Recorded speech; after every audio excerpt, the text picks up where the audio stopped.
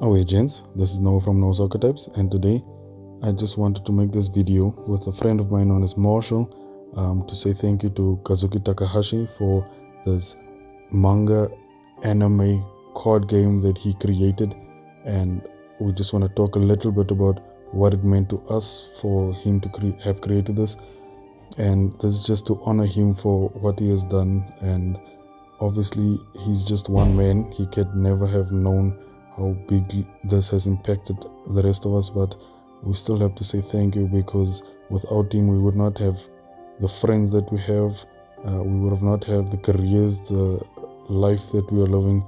So I do think that this video is just important for the sake of showing respect to the man who basically did all these things for us.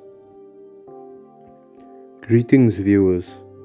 Over the last couple of days since the sudden and tragic news of Mr. Kazuki Takahashi's passing, I've read and listened to many a heartwarming message from fans all over the world, and I too wish to share my thanks and appreciation for the gift Yu-Gi-Oh! Has given me.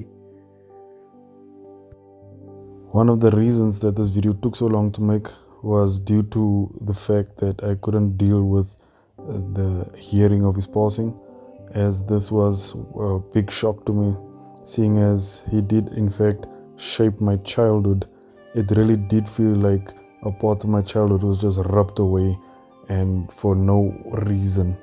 And for this reason I decided that we have to make this video just to honor him and show him some respect. I was always somewhat of a lonely child.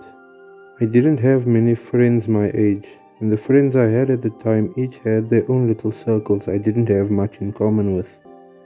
That is, until I discovered Yu-Gi-Oh! And over time, I'd gained a small circle of friends of my own, bound by our shared love of the franchise. I myself made quite a few friends because of dueling. I was well respected at my primary school as a king of games, and a lot of people looked up to me for my skill in the game when it just started out. Even before we got the official card game, we had some fake cards that we were playing with on the playground, but it really just created a place for us all to get together and enjoy ourselves. We draw our own cards and spend our breaks dueling and talking about the latest episodes. I'd spend my allowance buying cards, although I could only afford bootlegs. Even throughout my high school and varsity years, despite its declining popularity, Yu-Gi-Oh! Was still a huge part of my life. I met my best bro Noah during high school, and even to this day, more than a decade later, we still get together and play on occasion.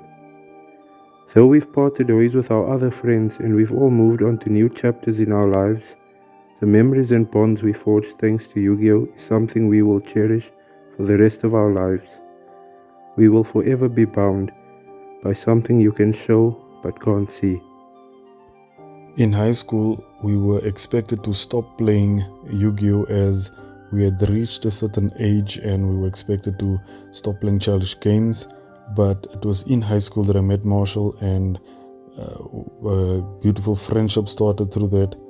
And as we grew older, we discovered on YouTube and other platforms that there were quite a few people still playing the game, regardless of their age, that still loved the format, that would even operate and help create a different platform for people to play against each other on different platforms, or using emulators like the YGO Pro.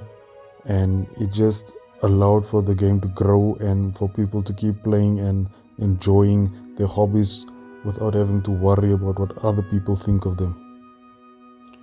Even on the last page of the manga that he created, when you translate it over to English, obviously some of the words might not be exactly the same as it is in Japanese, and we know that the Japanese are way more polite in the way that they speak.